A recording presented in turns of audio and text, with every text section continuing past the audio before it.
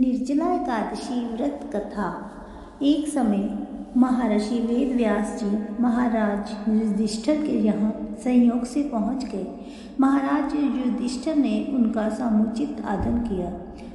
आधार्य और पाद देकर सुंदर आसन पर बैठाकर षोडशोपचार पूर्वक उनकी पूजा की। जब महर्षि सब प्रकार से निश्चिंत होकर बैठ गए तब भीमसेन ने हाथ जोड़कर उनसे कहा, भगवान, मैं बड़ी आपत्ति में पड़ा हुआ हूँ, दया कर आप मुझको इस आपत्ति से बचाइए।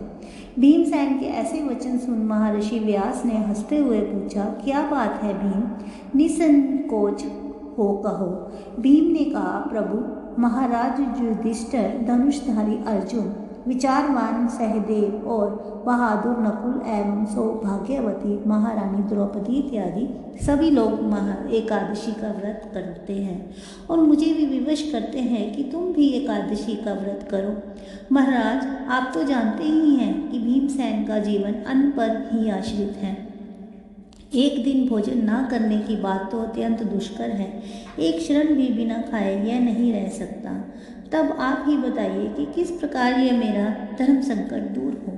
भीमसेन के ऐसे वचन सुनकर व्यास जी ने कहा, मानव धर्म की संपूर्ण कथा मैं तुमको सुना चुका हूँ। साथ ही वैदिक धर्म की कथा तुम्हें समुचित रूप से सुनाई है और यह भी बतलाया है और समझाया है कि कली काल में वह समस्त धर्म कार्य करना असंभव नहीं तो कठिन और दुष्कर तो जरूर है।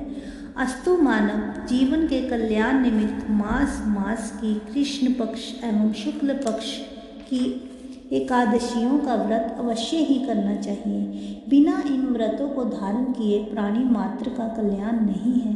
महर्षि वेदव्यास के ऐसे वचन सुनकर भीमसेन अपनी धर्म भीरुता के कारण बैत के समान कांपने लगे और अत्यंत ही भयभीत होकर बोले, हे प्रभु, यह तो ठीक है, परंतु व्रत का रखना और भूखा रहना तो मुझे मृत्यु से भी बढ़कर है। सो भी हर महीने 2 बार वासुदेव वासुदेव, हे भगवान, अब आप कोई ऐसा व्रत बतलाइए जिसमें ज्यों त्यों कर एक दिन भूखा रहकर ही मैं पापों से मुक्त हो जाऊं।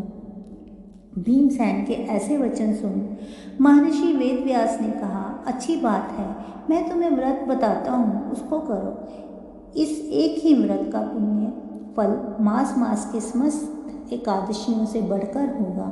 महर्षि के ऐसे वचन सुन भीमसेन प्रसन्न हो गए और हाथ जोड़कर कहा, प्रभु, कहिए और शीघ्र कहिए कि यह व्रत कौन सा है। महर्षि ने कहा कि वह व्रत ज्येष्ठ मास के शुक्ल पक्ष की निर्जला एकादशी का है।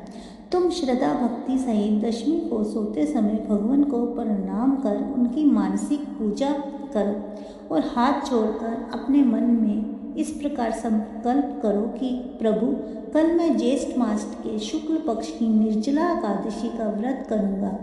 मुझे शक्ति दो कि मैं अपने व्रत को पूर्ण कर सकूँ। इस प्रकार प्रार्थना कर सो रहो। दूसरे दिन निर्जला एकादशी का दिन होगा। बिना खाए पिए निराहार और निर्जला रहो, यहाँ तक कि आचमन इत्यादि में भी जल ग्रहण ना करो। इस व्रत के प्रभाव से स्त्री हो अथवा पुरुष सभी के मंदराचल जैसे भीषण और महान पाप भी अवश्य ही नष्ट हो जाते हैं। इस व्रत में गोदान का बड़ा महत्व है, अर्थात गोदान अवश्य करना चाहिए। यदि कोई गोदान देने की सामर्थ्य ना रखता हो, उसे तांबा, पीतल या मिट्टी का पानी भरा हुआ उसमें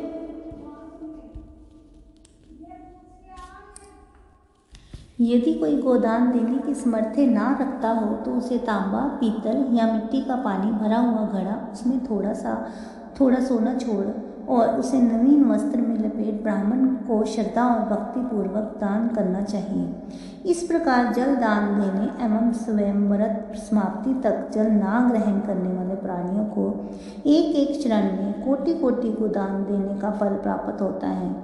उस दिन ये कार्य अर्थात यज्ञ, दान एवं जपादि कार्य करने वाले को अक्षय फल की प्राप्ति होती है। इस प्रकार श्री कृष्ण जी ने स्वयं कहा है, अतः फिर दूसरा पुण्य कार्य करने की आवश्यकता क्या है। विष्णु लोक की प्राप्ति इसी निर्जला व्रत के ही द्वारा हो सकती है। इस दिन फलाहार करना चाहिए। अन्न खाने वाले को अनेकों प्रकार की दुर्दशा होती है और वह चंडाल स्वरूप समझे जाते हैं। इस व्रत के प्रभाव से चोर, गुरुद्वेषी एवं हर प्रकार के पापियों का उद्धार हो जाता है। श्रद्धालु स्त्री एवं पुरुषों के विशेष कर्तव्य ये हैं: शेषशैया पर स्थित श्री विष्णु भगवान की भक्ति पूर्वक पूजा एवं धेनुदान तथा ब्राह्मणों को मिष्ठान का भोजन करा दक्षिणा देकर संतुष्ट करना चाहिए। निर्जला व्रत रखने वालों के गोवस्त्र, छत्र, शैया, कमंडलू आदि वस्तुओं का प्रेम पूर्वक भक्ति सहित दान करना चाहिए। उपान्ह दान करने से स्वर्ग गमन के हेतु स्वर्ण भूषित रथ प्राप्त होता है और इसको भक्ति पूर्वक श्रवण करके तथा कीर्तन इत्यादि करके रात्रि जागरण करते हैं वे मनुष्य बिना विघ्न स्वर्ग प्राप्त करते हैं। जय श्री कृष्ण। जय श्री कृष्ण। निर्जला एकादशी व्रत कथा। एक समय महर्षि वेद व्यास जी